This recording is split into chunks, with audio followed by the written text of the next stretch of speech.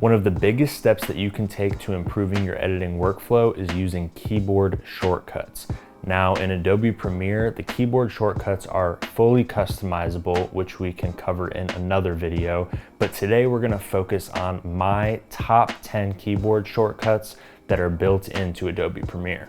So numbers 10 and 9 we're actually going to kind of lump together here just because they kind of go hand in hand. But those are our in and out functions, which are I and O on the keyboard respectively. So for the most part, these are used in your source window when you're trying to select an in and out point to pick a portion of a clip that you want to bring into your timeline. You simply place your playhead where you want to create either your in or out point and press I or O on the keyboard. These can also come in handy in your timeline to create in and out points to select a certain portion of your sequence that you either want to render or export. Now for the next handful of shortcuts, we're going to be focusing on tools, and we're going to start with number 8, the razor tool.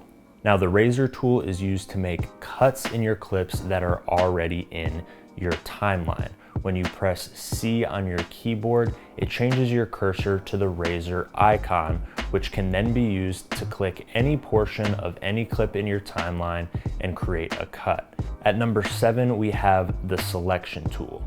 Now the selection tool is probably the most commonly used tool in Premiere because it's just your normal cursor. That's what you use to move clips around, to extend and shorten the ends or beginning of a clip. You can kind of think of this as your default tool, and this can be accessed by pressing V on the keyboard. So at number 6, we have the ripple edit tool, which is accessed using keyboard shortcut B. Now the ripple edit tool allows you to lengthen or shorten clips and reposition the rest of your clips in the timeline accordingly. So for example, if I wanted to shorten this first clip and still have the second one play immediately afterwards without a gap, I can press B, click and drag the first clip to my desired length, and boom, the rest of the clips following it move up to butt up against the clip that we just shortened. At number 5, we have the rolling edit tool, which is actually kind of similar to the ripple edit, but is keyboard shortcut N. Now what this tool does is shift the beginning and end points of 2 adjacent clips without adjusting their overall length. So if I hit N pulling up my rolling edit tool, I can click and drag the intersection of these 2 clips, making one shorter and the other longer. And as you can see, the overall length has not changed. This can be useful when you're fine-tuning your edit.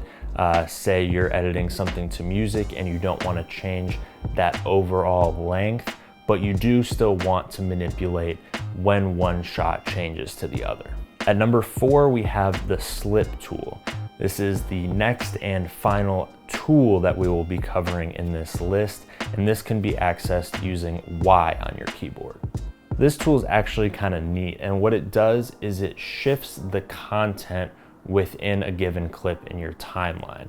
So it essentially shifts your in and out points one direction or the other without changing the clip's length. So our next shortcut coming in at number 3 is the cut function, which does exactly what it sounds like. So what you want to do here is put your playhead at any point in the timeline where you want to make a cut and simply hit Control K on your keyboard. And for my Mac users out there, this shortcut is Command K.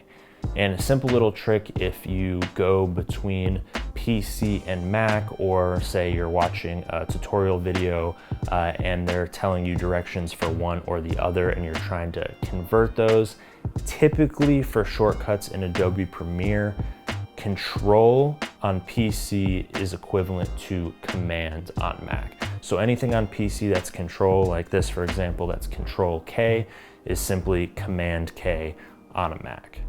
Now, if you use this function without any specific clips selected or highlighted, this is going to create a cut on every selected video and audio layer in your timeline at the point where your playhead is located. So if you're trying to only cut or avoid cutting certain layers, simply select or deselect the appropriate layers before you use this function. Similarly, if you select a clip or highlight a group of clips, this function will only apply to those clips that you have highlighted. Coming in at number 2, and really this could be number 1, but these two once again kind of go hand in hand.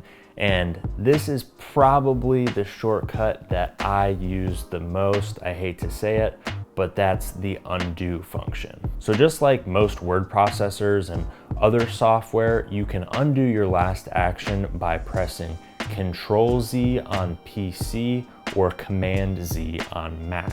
For Premiere Pro specifically, the software will actually store your last 32 actions, which can be undone using Control-Z. So coming in at number 1, we have redo. And like I said before, this could really be number 2 and undo could be number 1, but this is another function that's really commonly used by editors. Activated by pressing Control-Shift-Z on PC and Command-Shift-Z on Mac, redo essentially allows you to undo your undo. Now these are great for when you need to compare the before and after of a change that you made, because you can simply use the redo and undo keyboard shortcuts to switch back and forth, see what works, see what didn't, and decide from there. Thank you guys for watching, and I hope you guys enjoyed this video of my top 10 personal favorite keyboard shortcuts that are built in to Adobe Premiere. And make sure you drop a comment below if you feel like I missed something. Also make sure if you found this video useful, drop a thumbs up, hit subscribe, and make sure you hit that notification bell as well so that you get notified when we drop our new content. Thanks again for watching, and we'll see you next time.